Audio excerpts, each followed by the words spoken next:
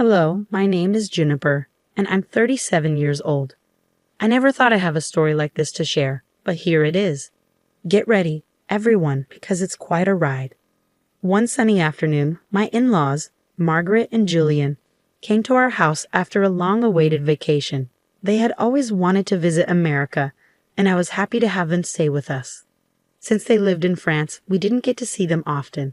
From the times we did spend together at family reunions and chatting online, I thought everything was fine between us. But I was wrong. Without me knowing, my mother-in-law and father-in-law were planning something bad to hurt my daughter and me, and I didn't realize it for a long time. I had no idea their visit would uncover a hidden layer of bitterness and hostility behind their friendly appearance. "How are you?" "I'm good, Grandma." "Hi, Grandpa." "How was your flight?" "It was tiring." "I'm really exhausted. I need a nap." "Not before you have some refreshments first." "Ah, Juniper, you spoil me." "Hello, Mom. Hello, Dad. I'm glad to see you're doing well."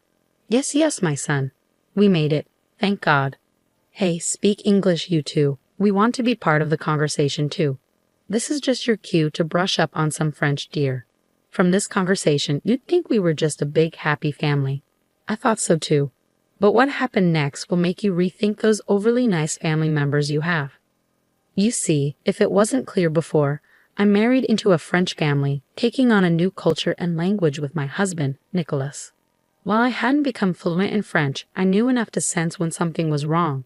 Margaret and Julian always acted warm and loving when Nicholas was around, hiding their true feelings about me and my daughter, Ashley. I began to see their true colors when my husband went to work. As a housewife, I spent most of my days at home, taking care of our household and family. With my in-laws visiting, I made sure to be home so we could catch up. Ashley had just finished her freshman year of university and was home for the summer, so she and I finally had time to spend with our relatives. I hoped for a joyful and harmonious time together, filled with games, laughter, and truly getting to know each other better. At first, everything seemed fine. But as the days went by, I noticed a strange pattern. My in-laws started speaking exclusively in French, deliberately excluding Ashley and me.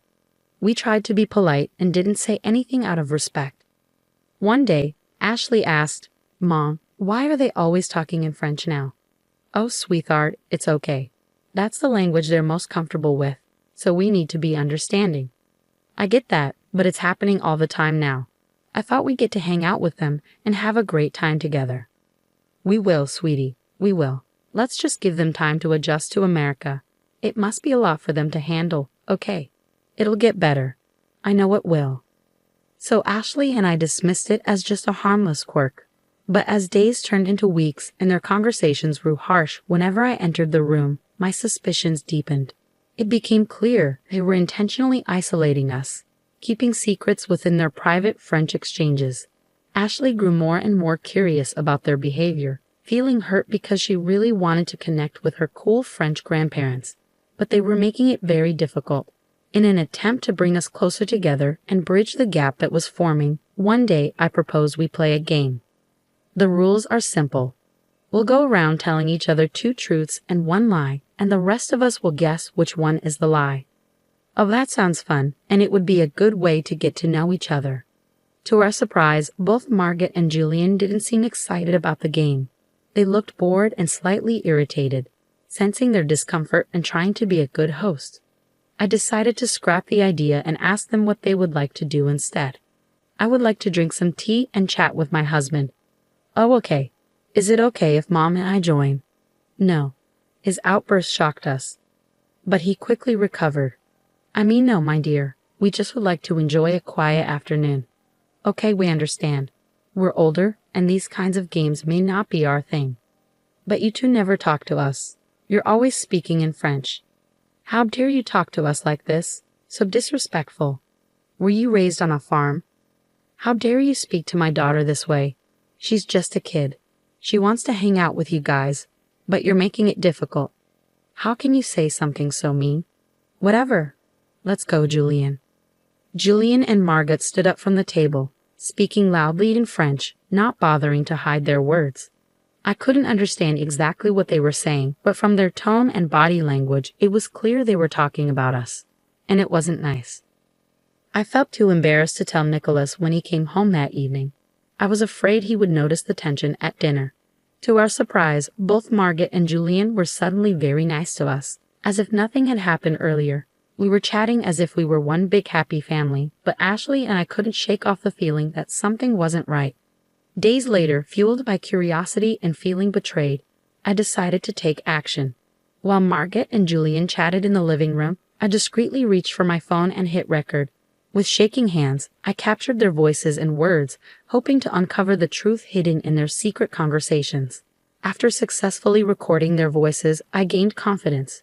One day turned into 2, then 3, then 4, and soon I had collected recordings of their conversations spanning a week. I carefully gathered evidence, documenting whenever they spoke. I only had basic knowledge of French, so I couldn't understand everything they said. But as I listened repeatedly, I caught some rude words. I was afraid of what I might find if I translated everything, but I knew I had to uncover the truth. Luckily, I had a friend who spoke French. Camille was from Senegal and moved to the States as a baby. Although she grew up as an American, her immigrant parents made sure she could still speak her native language. She was the perfect person to help me decipher the information. I called her and asked her to come over. Once she arrived, I took her to the back of the house so Margaret and Julian wouldn't see her. Camille and I found a moment alone outside to talk. I poured my heart out to her, sharing all the strange behavior and my growing suspicions. Camille was incredibly supportive, promising to help me uncover the truth. From what you're saying, it sounds like you're talking about some shady stuff. But don't worry, I'll do my best to help. Thanks, love. You're a lifesaver. Just being a best friend. As I played the audio for Camille, her face went pale, and she started trembling. Camille, what's wrong? I can't breathe. Panic attack. She was gasping loudly for air, and I started to feel scared too. I never expected her to be so overwhelmed by what she heard. Fear gripped me as I tried to calm her down, doing my best to provide comfort. I hurried inside to get a glass of water and helped her lie down in the cool shade to calm down. I served her and massaged her skin until her attack subsided. Thankfully, I managed to help her without raising suspicion from Margaret and Julian, who were probably still gossiping inside. Ashley happened to be near her bedroom window and overheard the commotion. Worried, she rushed downstairs to check on us. I explained what happened, telling her that I secretly recorded her grandparents, and it was so disturbing that it caused Camille to have a panic attack. We were both horrified by what we might uncover when Camille was ready to talk. Once she had fully recovered and was safe in my bedroom with Ashley, Camille apologized for her reaction. Don't you dare apologize. You did nothing wrong. What matters is that you're safe now. Julian and Margaret didn't see you. They're outside in the front lawn, so Ashley and I managed to bring you upstairs. You really scared us, Camille, but I'm relieved you're okay. I probably should have warned you about my panic and anxiety attacks, but I wasn't expecting to hear such awful information. Tell us, Camille, what were they saying? Camille took a deep breath and a sip of water before relaying what she heard on the recordings.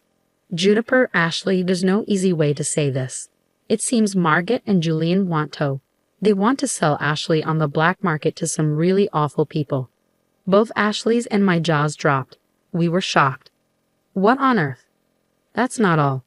They said they wanted to sell you to Juniper. They plan to fake your deaths in a car accident and make it look like your body's burned up in flames so there's no evidence. They thought they'd make a lot of money from Ashley because she's young. I feel sick. They were so cold and heartless about everything, you guys. Like I didn't care at all that they were going to sell you to such twisted people. That's why I had a panic attack. I'd never heard someone talk so openly about such a terrible crime. You can take a break if you need to, both of you. It's a lot to handle. Why are you crying? Aren't you sick, Mom?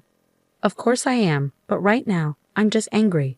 They threatened to hurt you, Ashley, and for that, I will never forgive them.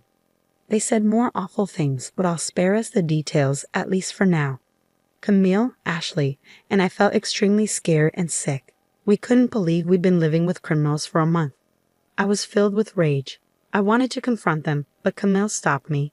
June, I understand you're upset, but you can't go down there and confront them. What do you mean? They threatened my daughter's life. I know, Juniper. I just don't think it's safe for you to confront them without a plan. You live with these people. Who knows what they might do if they feel threatened? You're right. We have an advantage because we know their plans. We can't lose that. So what's the plan? We're getting out of here. What? Yes. Pack your essentials and lock your door, just in case. I'll do the same. Camille, help Ashley while I call Nicholas. Okay, we'll be back when we're ready. Once they left the room, I couldn't hold back my tears. I felt so overwhelmed by everything I had heard, but I was relieved to know the truth, even if it was painful. I called Nicholas and told him everything. I explained how his parents had been treating us, the rude outburst towards Ashley, and the recordings with Camille's translations. I'm sure you'll understand what they mean. Camille didn't give all the details, but enough to know we're not safe here. I'm taking Ashley to Camille's house after I finish packing, but I had to tell you everything. I know it's a lot to take in. Yeah, that's a lot. I'm sorry I didn't tell you sooner about the other stuff. I thought I could handle it. I didn't want to upset you. Let me listen to the audio, okay? I'll get back to you. We ended the call, and I continued packing, keeping an eye on the window to see if Margaret and Julian were still outside. When I finished packing, Camille and Ashley returned to my room. Just then, I received a call from Nicholas. He sounded extremely upset. Who wouldn't be after finding out their parents were criminals? He said we needed to leave immediately and that he'd meet us at Camille's place. We quietly got into the car parked in the garage and drove off. Margaret and Julian saw us leaving and called me, but I ignored the phone. Once we arrived at Camille's house, I called the police and directed them to Margaret and Julian's house. 30 minutes later, Nicholas arrived at Camille's place. We hugged and cried for a while Camille updated us on the police raid. The police had arrested Margaret and Julian. Nicholas explained that before coming to Camille's, he had stopped at the police station to give them the evidence I had sent digitally. With the evidence, it was easier for the police to handle the case. Although we weren't there to see it, I'm sure Margaret and Julian were shocked as the police stormed into our home.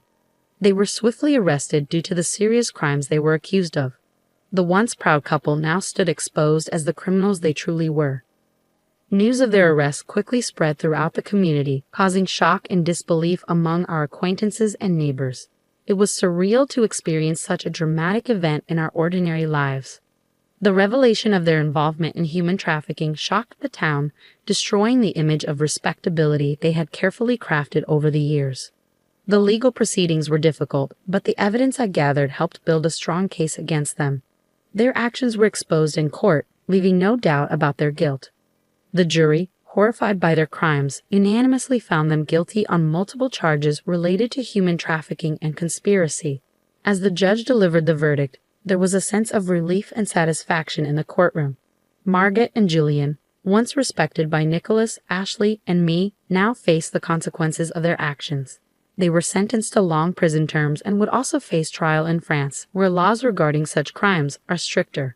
This meant we wouldn't see them for a long time, and given their ages, they would likely spend the rest of their lives behind bars.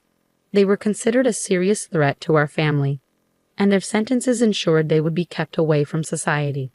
Good riddance. Their arrest and conviction made national news, serving as a warning to others who thought they could commit such crimes without consequences.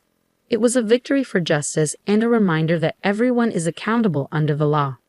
While the legal process dealt with their crimes, Ashley, Nicholas, and I focused on healing and rebuilding our lives. The betrayal by Margaret and Julian left lasting scars, especially for Nicholas. But we stood together, supporting each other as we navigated the aftermath of their arrest and worked to overcome the trauma we had endured. Our bond grew stronger through it all. Ashley, how are you feeling these days? You've shown incredible strength through everything, I asked, breaking the heavy silence that filled the room. Ashley took a moment to gather her thoughts before responding, her eyes reflecting a mixture of resilience and vulnerability. Honestly, Mom, some days are still really tough. But overall, I'm feeling better. Therapy has helped a lot, and expressing myself through art has been therapeutic. I still have moments of fear and doubt, but I'm learning to cope with them. Nicholas reached out, gently squeezing Ashley's hand in support. We're so proud of you, Ashley. You've handled this with such courage and grace. Remember, we're always here for you, no matter what. I nodded in agreement, feeling a swell of pride and love for my daughter. Yes, Ashley, we're here to support you every step of the way. We've come a long way, but there's still healing to be done. Let's continue to lean on each other and move forward together. With renewed determination and a shared sense of resilience, we embrace the challenges ahead, knowing that as a family, we could overcome anything. It hasn't been easy, Mom, but I'm making progress. Art has become my safe place, a way to express and let go of the pain. And therapy is helping me see things differently and trust again. We're so proud of you, Ashley. Your strength inspires us every day. We're here for you always. That's right, sweetheart. We're in this together, supporting and lifting each other up as we move forward. We've come a long way, and our future looks brighter. Thank you both. I don't know where I'd be without your love and support. We've faced challenges, but we've grown stronger. Now we have the chance to take back our lives and make a positive difference. Absolutely, my love. We've faced the darkest of times, but we've emerged stronger than ever.